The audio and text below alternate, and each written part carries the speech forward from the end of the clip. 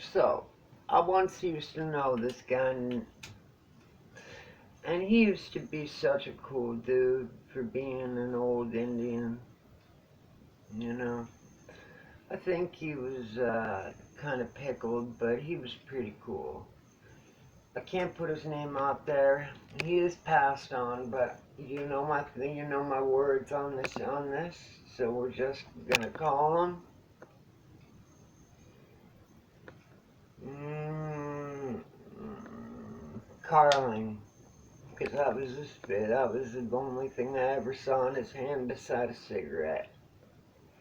So Carling, he used to come over once a night with a six-pack to me and the ex-wife's house. Passed on. We used to enjoy it, and we'd each have two beers, and have some marijuana cigarettes, and have some cigarettes, and we would chop it up.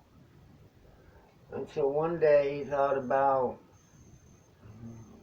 we got on the topic of how I was molested as a child because, well, he was molested as a child, and, I didn't want him to feel alone.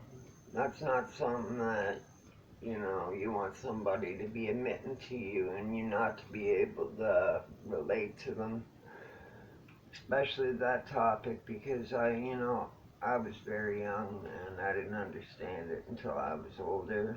And once I hit about 15, I wanted to kill that little son of a bitch, but he was already in jail, so I couldn't do nothing. Or so I thought back then.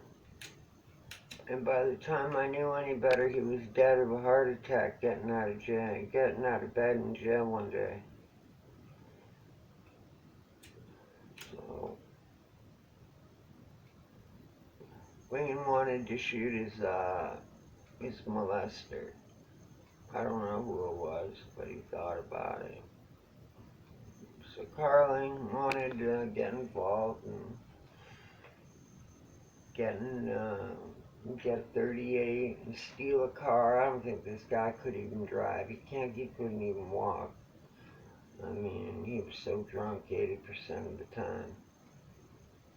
No, he was gonna steal a car and get going and get that ass, But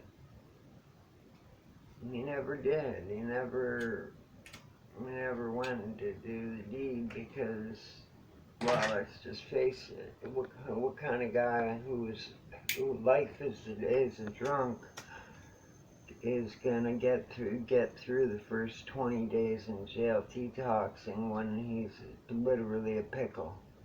He'd probably die in there. Probably be drinking hand sanitizer just to stay alive. Like, I don't even want to think about that. So you never know. If you're molested by someone, guys, don't take Wayne's route and think you're gonna kill him. Or my route and think one day I'm gonna have my fucking closure. Because there is none. You've been defiled, you've been hurt, and nothing you will do will ever change that. They know they did you wrong, and the worst of that is they did you wrong, and what do? You call the cops and tell them? They're probably gonna fucking judge you. My molester was a male. I'm a male who wants to admit that over to the police, so it went unspoken. He ended up getting caught doing it to somebody else. So yeah, everybody who thinks they got life hard, there's always somebody with something going harder. And even when I thought I had it hard, it was kind of like I was looking in the mirror as he was talking to me. And, I thought all these same things beforehand. And I talked him down and he never did it. But long story short, he ended up dying of a heart attack too. Probably a stress from all that building up. Or a stroke, or who knows? We don't know anymore. They won't. He's not allowed to tell me.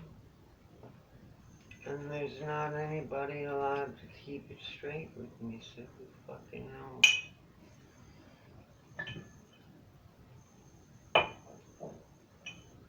Not my business.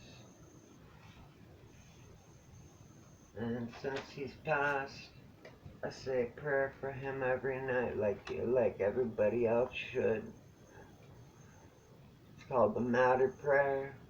You pray for your family, friends, co-workers, and everybody else who needs a hand around you in the life that matters.